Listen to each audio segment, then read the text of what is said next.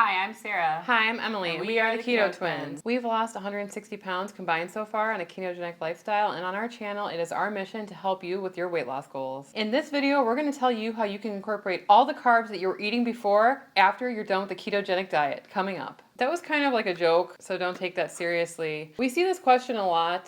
Sarah, why don't you say what the question is? How can I incorporate carbs back into my diet after I'm done with keto? And what do you usually tell people that ask that? So last time I answered this question, at first I was kind of fluffing it a bit, but I just decided, you know what, it's time to be honest with these people. I said, in my experience, in the last 20 years of dieting, I have never been successfully able to incorporate carbs back into my lifestyle. I will have to restrict carbs for the rest of my life, period. And this woman responded and she was like, so I appreciate your harsh truth and not sugarcoating it. Because other people in the thread were talking about incorporating carbs back, but that was my experience. I've never been successfully able to incorporate carbs. I think that diet infers that it's going to be a temporary thing, and I think that when it comes to weight loss, people they associate like diets with weight loss, and Right. like that they're only going to have to do it for 6 months or a year or even maybe a year and a half, and then after that there's like a life after dieting. You know, it's funny because I studied anthropology back in college, and we would study the human diet. Now, it wasn't like the human diet during a certain period of time. It was the overall human diet, you know what I mean, from thousands of years ago. So, or when you talk about like the diet of a shark or something, it's not like the shark eats this during this time and that. So I don't know why we have changed this word into diet into something that is a temporary or not a long-lasting type of like meal plan. You know what I mean? I don't know how to describe it. I have a feeling it has to do with the fact that when someone is obese or extremely overweight, the thought that they might have to change what they're doing forever is too much to bear. Yeah. And so they tell you, oh, you know, if you only have to do it for 6 months or if you only have to do it for a year to see results. But they're not really telling you that even if you were to restrict calories, you would then lose 100 pounds, and that's great, but you could no longer eat the same amount of calories that someone that was 350 pounds could eat, because then you would start gaining your weight all the way back up to 350 pounds. You would have to eat according to your current weight. And the same thing goes for carbs. So if you lost the weight reducing carbs and reducing calories, then what makes you think that adding them back in at some point is not going to lead you down the same exact path? I do think there's something to be said for introducing, you know, once in a while you want to have a sweet potato. You know what I mean? I love sweet potatoes. Yeah. In fact, if I had the room to grow them, I would want to grow sweet potatoes, and I would eat them a couple times if I grew them. Something special like that, I can see incorporating some kind of healthy thing like that from time to time. But when you're talking about all the things that I used to eat, I can't really imagine ever incorporate them back into my diet on a, weekly, daily basis. I mean, I used to eat that crap every day, so I don't see how I could even do it. That's a tough thing for people to wrap their head around, I think, because like I said before, the diet thing is considered temporary. That's what people think about keto. When they first come into keto and they're like all excited to start, they're already thinking about the end point. They haven't even started yet, and you're already thinking about the end. It's like you have a long way to go. You have 1,000 meals. I always say 1,000. It's 1,000 meals that you have to think about, and at the end, you're already thinking about that one afterward. You're not thinking about all the stuff that you can eat in the next year. You're thinking about that treat afterward, because that treat, I mean, think about it psychologically, that must have a really strong hold on you. If you're not even thinking about all the things that you can eat now, you're worried about that Christmas cookie that you're imagining, or like Thanksgiving dinner. It has such a powerful hold on all of us because we associate food with memories. Happy memories with food. Yes. Vacation with food. Whenever we think about Thanksgiving, what do you think about? My mom's stuffing. Yep. We would stand over the stove and she would have to hit us away with the spatula. And we would be eating it out of the pot even before we even sat down, because my mom makes the best stuffing in the world. Mom, you know this to be true. I mean, I always think about Thanksgiving and I imagine that. Yeah. Those memories, you know, eating myself into oblivion. But there's something to be said for like the strong emotional connection with that. I think that's why people have a hard time saying that, oh, I'll never be able to do it again. I'll never be able to eat that way again. Well, I feel like that's okay to have those memories and want to eat it for that reason. But like, it's not okay to think that you're going to eat it daily or weekly, or, you know what I mean, and incorporate carbs in that way. If you only get your mom's stuffing once a year and you want to eat that, then I understand, but you can't eat the stuffing every day. Right. You can't eat the carbs every day. And, reserving that for special occasions, I feel like it's like less pressure. Like, I know maybe I will have some of my mom's stuffing on Thanksgiving, but I'm not going to like go off now and leading up until that point. You know what I mean? I think I used to have that kind of thought process yeah. though. Like I remember I would think, I have to go to 2 Thanksgivings, so do you. And then that weekend I would be like, well, Thanksgiving's this week, it's ruined. So I might as well just eat whatever I want leading up to Thanksgiving. Yeah. And then Thanksgiving's on a Thursday all the time, right? And so Friday is like, well, I guess I'll start on Monday, which will lead to... Well, we did that before. We gained like 15 or 13 pounds or something like that. And we actually have the footage, like when we started Keto Twins again for like the second time. Okay, so I'm going to look at it? Yeah, look at it first.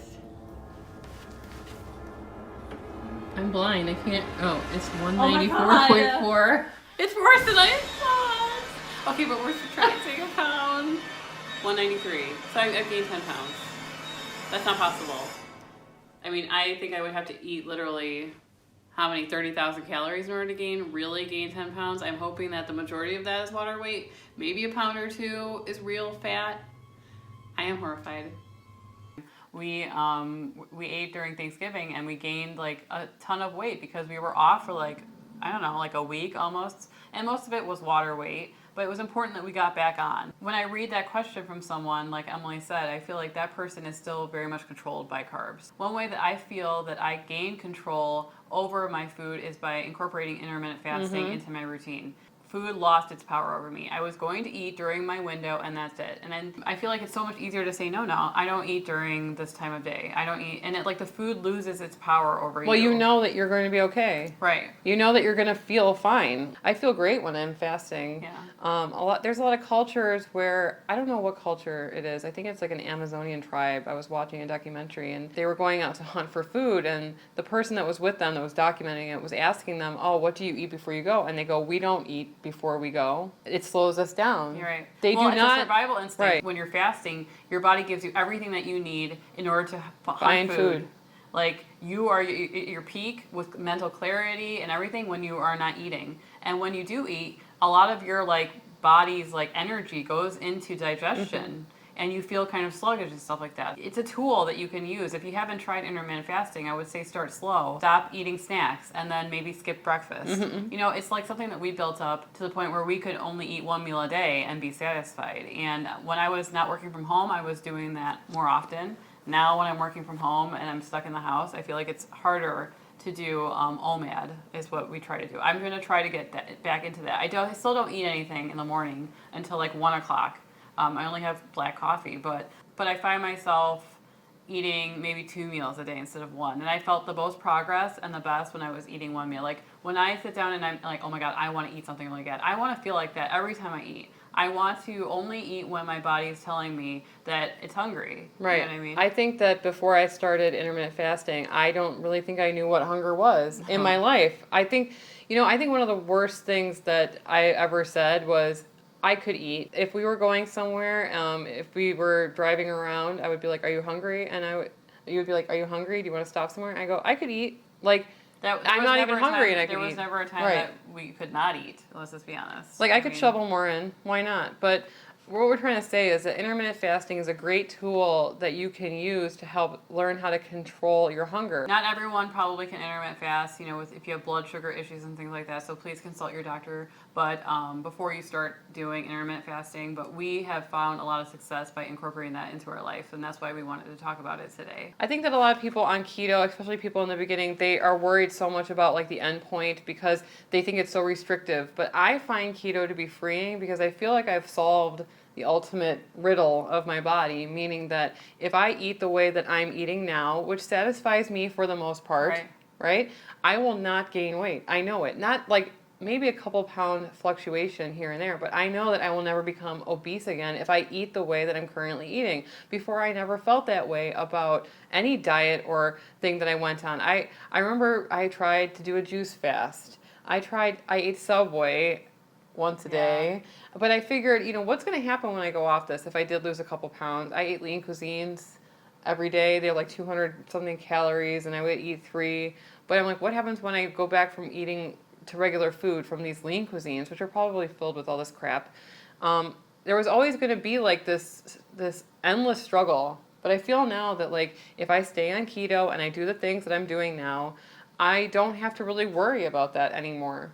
And so to me, being on keto is freeing because it gives me a lot more space to think about other things, Right. not worrying about, am I going to gain weight if I just do something else? Yeah, I don't like thinking about food all the time. I really don't. There's so much more in life to think about than food. And I feel like when you're on the diet, that's all you can think about. And when you're on, they're trying to sell you stuff on TV and they're trying to give you these products. And, there's commercials for food all the time. It's like on billboards and everything. Like the world is surrounding you with food.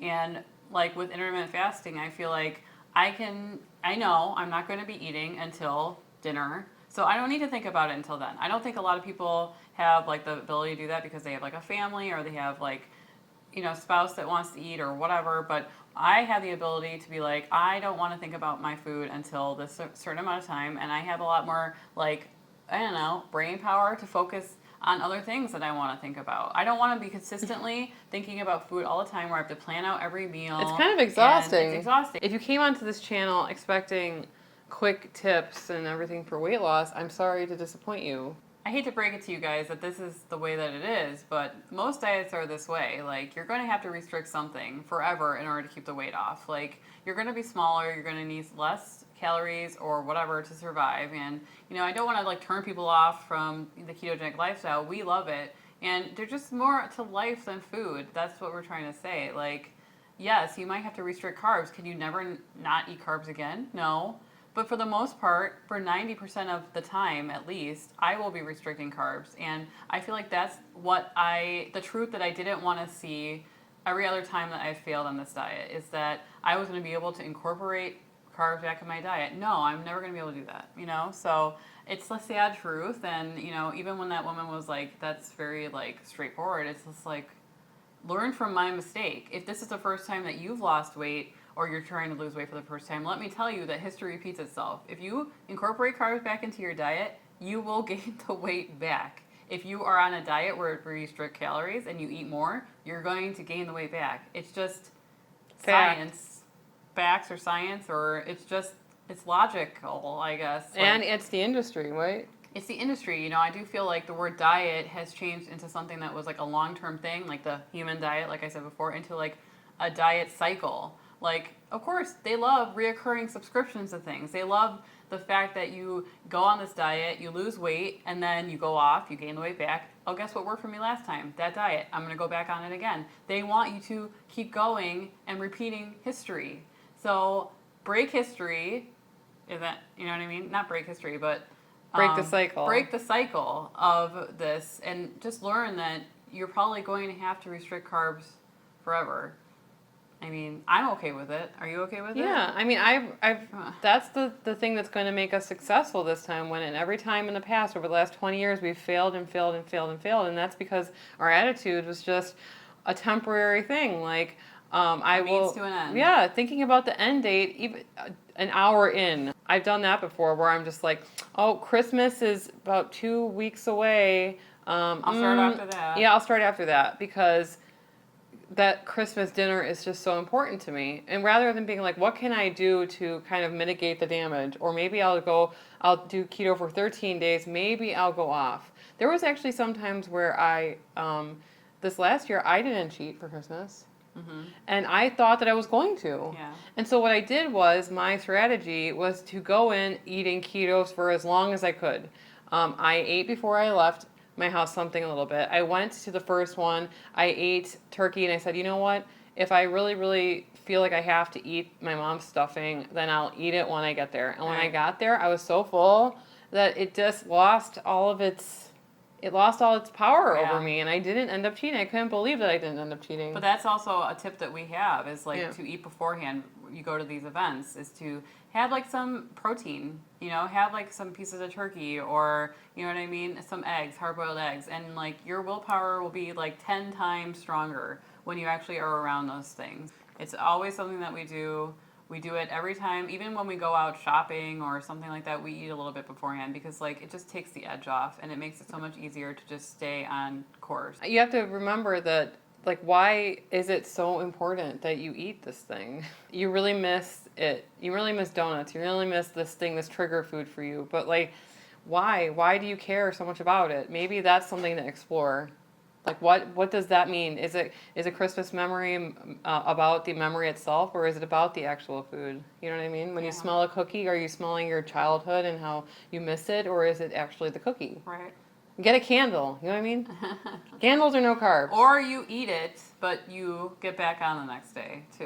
You know what I mean? We're all gonna have like slip ups. Let's just be honest. It might even be your fault what happens. You know, the important thing is to get back on it. But the whole message in this whole thing is not can I never have a carb again? No. I mean, you're probably gonna do it at some point. But if you think about this diet as a temporary thing and you're constantly thinking about the end point, you will fail. And if you don't completely hate us by the end of this video, feel free to hit the subscribe button. We're going to give you the truth, even if you don't want to hear it. But if you want to watch some of our other videos, you can click on one on the screen, and we'll see you over there for some more real keto truths.